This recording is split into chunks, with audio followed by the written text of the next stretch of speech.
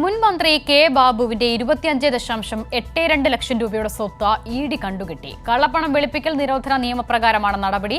2007-നും 2016-നും ഇടയിൽ ബാബു അനധികൃതമായി സ്വത്ത് സമ്പാദിച്ചെന്നും ഇഡി കണ്ടെത്തി. അനധികൃത സ്വത്ത് സമ്പാദന കേസിൽ അന്വേഷണം പുരോഗമിക്കുന്നതായി ഇഡി വ്യക്തമാക്കുകയും ചെയ്തു. KM ഉമേഷ് വിവരങ്ങൾ നൽകും. മുൻ മന്ത്രി കെ ബാബുവിനെതിരായ അനധികൃത സ്വത്ത് സമ്പാദന കേസിൽ വിജിലൻസ് FIRന്റെ പശ്ചാത്തലത്തിലാണ് എൻഫോഴ്സ്മെന്റ് ഡയറക്ടറേറ്റും അന്വേഷണം തുടങ്ങിയത്.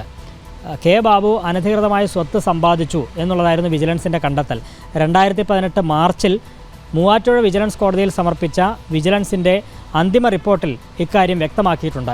ആ കണ്ടെത്തൽ എൻഫോഴ്സ്മെന്റ് ഡയറക്ടറേറ്റും ശരിവച്ചിരിക്കുകയാണ്. അതായത് 2007 ജൂലൈ 1-നും 2016 മെയ് 31-നും ഇടയിലുള്ള കാലയളവിൽ കെ ബാബു 25.82 ലക്ഷം രൂപ അനധികൃതമായി സമ്പാദിച്ചു എന്നുള്ളതായിരുന്നു വിജിലൻസിൻ്റെയും കണ്ടെത്തൽ. ഇപ്പോൾ ഇഡിയും കണ്ടെത്തിയിരിക്കുന്നത് അതുതന്നെയാണ്.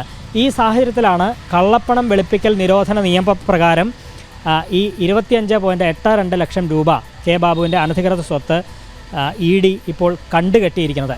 മാത്രമല്ല, ഈ ഇഡിയുടെ വാർത്താക്കുറിപ്പിൽ പറയുന്നത് കെ ബാബു അഴിമതി നിരോധന നിയമപ്രകാരം അഴിമതി നിരോധന നിയമപ്രകാരത്തിലെ സെക്ഷൻ 13(1) പ്രകാരം കെ ബാബു കുറ്റം ചെയ്തിട്ടുണ്ട് എന്നും ഇഡി കണ്ടെത്തിയിരിക്കുന്നു. ഇതേ തുടർന്ന് കെ ബാബുവിനെതിരായി ഈ കേസിൽ അന്വേഷണം പുരോഗമിക്കുകയാണ് എന്നും ഇഡി അറിയിച്ചിട്ടുണ്ട്. നേരത്തെ 2 വർഷം മുമ്പ് ഇതേ കേസിൽ കെ ബാബുവിനെ ഇഡി ചോദ്യം ചെയ്തതാണ്. സ്വാഭാവികമായും അന്വേഷണത്തിൻ്റെ ഭാഗമായി തുടർന്നും കെ ബാബുവിനെ ചോദ്യം ചെയ്തേക്കും എന്നാണ് ലഭിക്കുന്ന സൂചനകൾ. ഈ 2011 മുതൽ 2016 വരെയുള്ള UDF സർക്കാരിൽ കെ ബാബു എക്സൈസ് തുറമുഖ വകുപ്പ് മന്ത്രിയായിരുന്നു. ആ കാലയളവിൽ ഉൾപ്പെടെ കെ ബാബു അനധികൃതമായി സ്വത്ത് സമ്പാദിച്ചിട്ടുണ്ട്. അതായത് മന്ത്രിയായിരിക്കും അനധികൃത സ്വത്ത് സമ്പാദനം നടത്തിയിട്ടുണ്ട് എന്നായിരുന്നു വിജിലൻസിൻ്റെയും കണ്ടെത്തൽ. ഇപ്പോൾ ഇഡിയും കണ്ടെത്തിയിരിക്കുന്നത് അതുതന്നെയാണ്.